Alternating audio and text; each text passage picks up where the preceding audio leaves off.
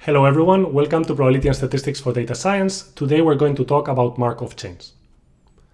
The prerequisites for this material are linear algebra, in particular matrix Eigen Decomposition, discrete multivariate random variables, marginal and conditional distributions, and conditional independence for random variables. The goal is to define Markov chains and to describe their basic properties. So we're going to start with the Markov property, which you might have heard of, which says that the future is conditionally independent of the past given the present. What does this mean in the context of distributions of random variables? We're going to imagine that we have a random vector x, and I'm going to draw the entries of x here.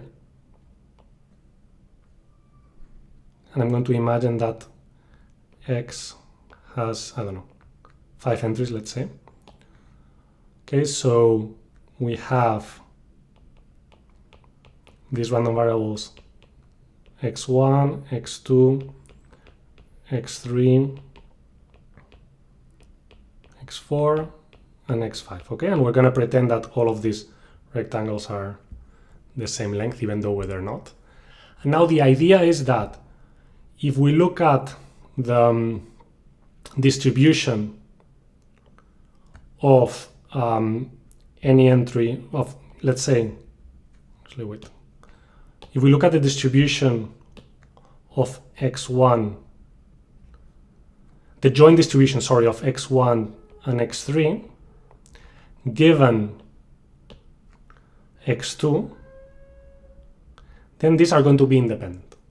But only if we assume that, only if we condition on x2. Same thing between x2 and x4 if we condition on x3. Same thing between x3 and x5 if we condition on x4. Why would we make an assumption like this? Well, it's often natural in data that is structured in a sequential way.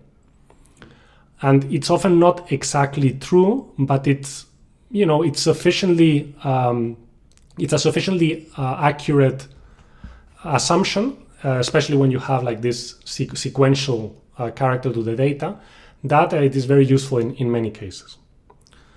So why does it help us? It helps us because it greatly reduces the number of parameters that we need to describe the joint PMF of this random vector, or alternatively of the random variables that form the Markov chain. And this is necessary very often due to the curse of dimensionality, as we covered in the last video. So the idea now is that if we look at the conditional distribution of xi plus 1, let's say x4, given the previous ones, like x1, x2, x3, it's going to be exactly equal to the conditional distribution given just the previous one. So in my previous picture, if I'm interested in maybe I'll eliminate these last colors that I put. If I'm interested in the distribution of x4 given the past, in general, I would have to look for all the possible values of x1, all the possible values of x2, all the possible values of x3, and this would be a lot of conditional PMFs that I would need to approximate from data, and due to the curse of dimensionality, I'm not going to be able to. Instead, what I say is forget about it. Let's just characterize the distribution with respect to x3, and then assume that if you know to x3, x2, and x1 are independent, those conditions are all going to be the same anyways, which in most cases they wouldn't be, but hopefully they're approximately the same. Okay. Maybe try to remember this example that we had between Cusbey and Corvallis and John Day in the case where we were modeling precipitation in Oregon, and we saw that if we condition on one of the stations, then the conditions with respect to the other one do not change very much. Here we're assuming that because of some kind of sequential structure in the data, that is going to arise. This conditional independence or approximate conditional independence is going to arise naturally. Okay, so this has to hold for all possible values, or we are going to assume that it holds for all possible values. And then if we have that, if we have a random vector that satisfies that Markov property, we call it a Markov chain. And it turns out that, and this is what I was getting at, the joint PMF is completely specified by the PMF of the first entry and then the conditional probabilities. And here, of course, the conditional probabilities, by conditional probabilities, I just mean conditional probabilities of each entry given the previous one. I should have been more specific there. So for example, if we care about x1, x2, x3 at A, B, C, here I'm just going to put 3 because otherwise it gets a bit complicated, but I'll explain how this generalizes when you have a longer chain. This chain just has three elements. Here, ordinarily, we would just apply the chain rule and we would have this equal to the marginal of the first and the conditional of the second one given the first one, and then the third one given the two first ones. And this is what explodes, right? Because if we continue, we're conditioning on more and more and more and more stuff. And if the dimensionality is even relatively high, curse of dimensionality, we can't really estimate this. So instead what we say is, no, here, we're just going to have probability of x3 given x2. Okay, that's what we're going to have. And then this becomes tractable again because I just need the conditionals of each element given the previous one, and it doesn't matter how long I make the chain. Each time I add another one, I only need that conditional probability. So it reduces the number of parameters that we need to estimate to determine the joint PMF dramatically. We're going to consider a special kind of Markov chains where each entry takes has the same range basically, and it's just a finite range. It has m possible values. So then we can ask about what is the probability.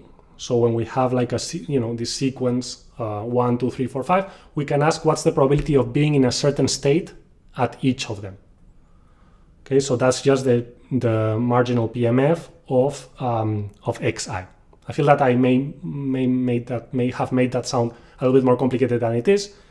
This state vector is just the marginal PMF at each time. So at 1, 2, 3, etc. Okay, and it only has m entries because there's only m possible states. So the xi can only be equal to s1, s2 up to sm. If we're talking about a finite state Markov chain, and that's what we're going to focus on now. Let me give you an example. Imagine that you're modeling the locations of cars in a car rental. And when a new car comes in, it goes to one of these cities, LA, San Francisco, or San Jose. And then a customer takes it and they might stay in LA, or they might go to San Francisco. They might stay in San Francisco, or they might go then to San Jose or Los Angeles.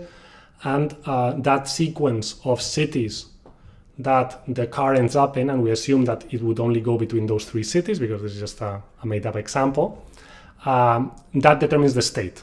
Okay, the state of the car is in what city it ends up after each client. We're going to assume that when we get a new car, it's uniformly distributed. There's probability 1/3 that it ends up in LA, San Francisco, or San Jose. In order to simplify this even further, actually here this says Markov chain, sorry about that. I'm occluding it with my big head. If the conditional probabilities, like in our example, going from San Jose to LA, going from LA to San Francisco, if those conditional probabilities are always the same no matter where you are in the Markov chain, we say that the Markov chain is time homogeneous. Remember that those transition probabilities are all we need to characterize the Markov chain due to the Markov assumption. We put those probabilities in a matrix when this happens, when we are assuming that the chain is time homogeneous, so that these probabilities do not change. We put them in a matrix. And I'm going to show you now this matrix for LA, San Francisco, San Jose. Here, the probability that we go from San Francisco to, from San Francisco, that we stay in San Francisco is 0.6, that we go from San Francisco to LA is 0.2, and that we go from San Francisco to San Jose is 0.2. So that's why the columns here add up to 1, right? because the car has to go somewhere. If you look at the rows, they do not add up to 1. There's no reason why they should. Okay, so these are the transition probabilities for this example. We're assuming that the Markov chain is time homogeneous, which means that the transitions between states do not change over time. This is just another way of reducing the number of parameters. When we're doing probabilistic modeling, that's an eternal struggle to try to reduce the number of parameters so that we can actually estimate them with a reasonable amount of data. So long story short, we have a Markov chain here in our in our car rental example where the initial state is 1/3. The initial state is probability 1/3 of being in each of the cities. And then we have these transition probabilities.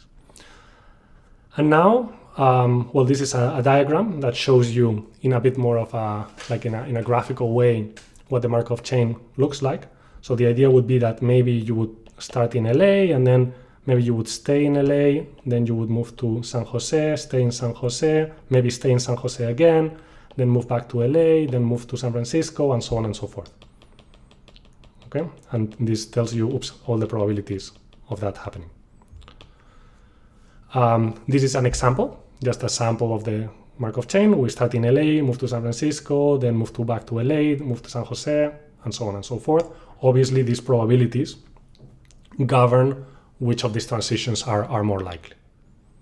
Okay, this is an example of another car that stays in LA for a long time, then goes to San Jose, comes back. This is another car that ends up in San Francisco for quite a long time, and so on and so forth. Okay, so now imagine that you want to estimate the probability that a car starts in San Francisco and then ends up in San Jose after the second customer. That means that x3 is equal to 3, okay, because state 3 is San Jose, and it means that state 1 is San Francisco. So that you want a joint probability. Okay, what's the probability that this happens? So what are we going to do here? We're just going to apply the chain rule. Okay, we apply the chain rule. And, oh well, wait, actually we don't apply the chain rule yet. First, we realize that we want to marginalize over x2, right? So I should have said that, I jumped ahead. Here, we're looking at P of x1, x3, and I should have asked you.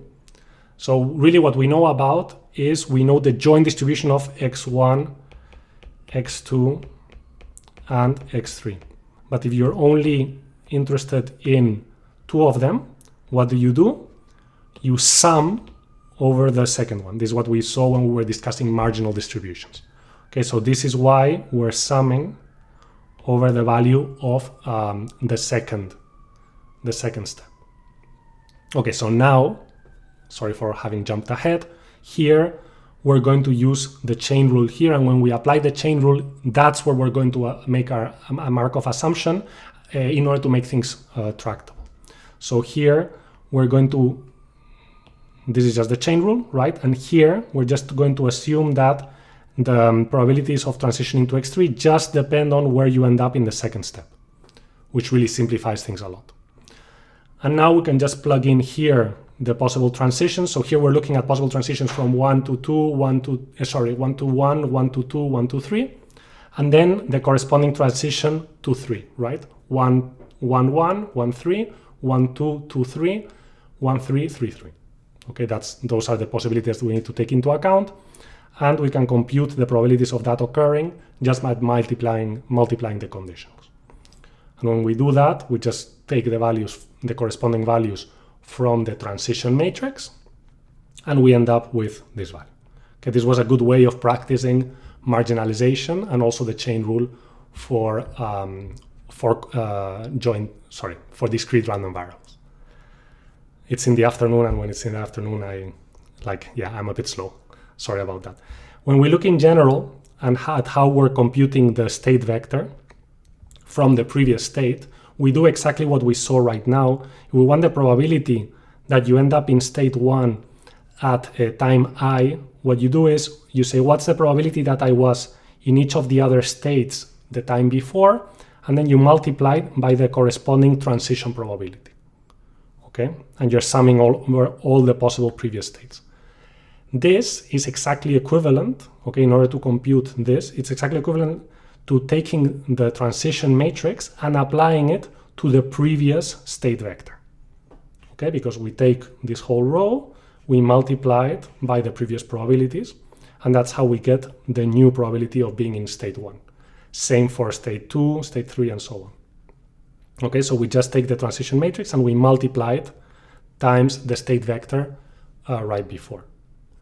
So let me give you, well, no, actually, before we look at an example, I'm just going to write this down and look at the implications when you're looking for more than one time step. So what we're saying is that if you want the state vector at times I, that's just equal to the matrix times the state vector at times I minus 1.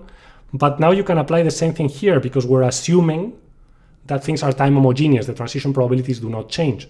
So now you have the transition matrix times the transition matrix times the state vector at I minus 2. And you can continue until you reach the original state and you will have multiplied I minus 1 times the transition matrix. Okay, so let's take a look at how we can apply this interesting characterization of how the state vector evolves in a time homogeneous Markov chain. So imagine that I have my state vector, which is the same as before, and the transition matrix, which is the same as before, and I'm wondering what's the distribution after the 5th customer. Well, I just have to know the distribution at the first one here, and then I just have to multiply 5 times the transition matrix, and boom, I have the distribution after the 5th customer. This is great, right?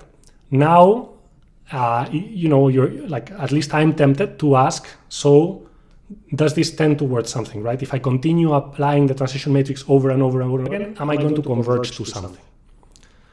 And in some cases, we actually do.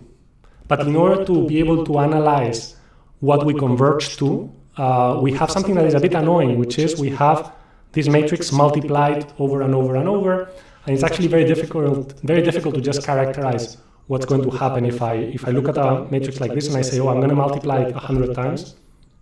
You would just have to compute it naively, right? If I just want to do it naively, but there's actually a mathematical technique that allows us to do this in a much more elegant way, which is to compute the eigen decomposition of the matrix. Okay, so we're not going to explain to you what an eigen decomposition is, but long story short, we have a matrix here which is an inverse, and then another matrix here which contains the eigenvectors, and then a diagonal matrix here which basically tells us how much each of the eigenvectors gets expanded or contracted when we apply this matrix, this linear operator. So if the transition matrix of the Markov chain has an eigen decomposition, which is often the case, then we can just plug in the eigen decomposition here, and when we expand, you might have seen this trick in other situations if you've studied eigen decompositions. What happens is that when we expand this, the matrix of eigenvectors and its inverse cancel each other out. Essentially, what are we doing? We're applying this Q inverse here, which means that we're taking the state vector, we're doing a change of basis so that it's expressed in terms of the eigenvectors, and then each eigenvector just gets squashed or expanded by the same amount over and over and over and over and over by the matrix. And then at the end, we have to bring it back, right? We have to come back to the original basis by this other change of basis, which is Q. So when all is done, we have basically done this change of basis, squashed or expanded according to the different eigenvalues, I minus 1 times, and then we do the change of basis again.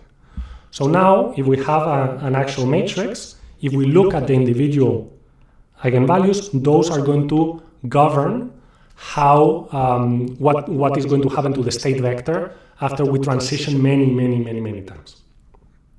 Let's take a look at an example. Here I have, this change of basis here. I have just called the coefficients of Q1, inverse of Q times the first state vector. I'm just going to call them alpha, just to simplify notation. Okay, so let's apply our analysis to our case. When we do the eigen decomposition of the transition matrix of the car rental, we see that one eigenvalue is equal to 1, and then the other eigenvalues are between 0 and 1. This is very important, as we'll see in a moment. I don't like how that line looks, so I'm going to maybe use something else. So one eigenvalue is equal to 1, another one is 0.5, and one is 0.2, and these are the corresponding eigenvectors. So the first thing that we do is we just plug this in, and we see that the eigenvectors get expanded or contracted according to the eigenvalues. That means that this eigenvalue basically does nothing, it just stays there. The other two that are smaller than 1 essentially are going to eventually shrink to 0. Right? When we shrink that term, it's just going to go to 0. So we're going to end up with, like what I'm saying is that this is going to go to 0, this is going to go to 0. We're only going to end up with the first term here. The first eigenvector times this alpha, which is this coefficient of change of basis. And that's what the state vector is going to converge to. But when we look at Q inverse, we see that in the first row, it just has ones. So when we multiply with any initial condition, because the state vector is a valid PMF, it's going to add up to 1. So that coefficient is just actually equal to 1. This means that when we go back to our expression, the state vector just converges to Q1, which looks like this. So we have seen that because the transition matrix has a single eigenvalue that is equal to 1, it just preserves that eigenvector, which corresponds to this distribution. And that's what we're going to observe. And this happens no matter what initial condition we start with, no matter where we put the cars at the beginning. If we apply this transition matrix, eventually the probability that a car is in each of these three cities is going to be the same. Okay, so this is the probabilities though. So no matter how the cars are allocated, if you own this car rental, you're going to end up with, because of the behavior of the customers that want to go to different cities, you're going to end up always with about a little bit more than half of them in LA, and then 27% in San Francisco and 18% in San Jose, no matter how you allot them at the beginning, because of these transitions.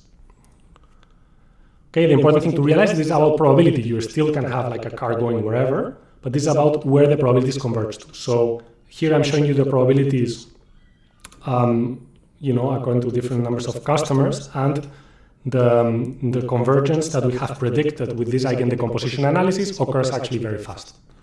Here by customer 20, here again, even though here I'm initializing everyone in San Francisco. All the cars are starting in San Francisco, they start moving around, you end up with the same proportions. Because of this analysis that we've made, it all depends on the transition matrix. And this actually happens under relatively mild assumptions for a lot of Markov chains, and it's a phenomenon that is also important in simulating random variables, because you can create a random chain which converges to some probabilities that you want to simulate. Okay, that's called Markov chain Monte Carlo. It's beyond the scope of this video, but it's really a fascinating topic. All right, so what have we learned? We have learned some of the basic properties of Markov chains.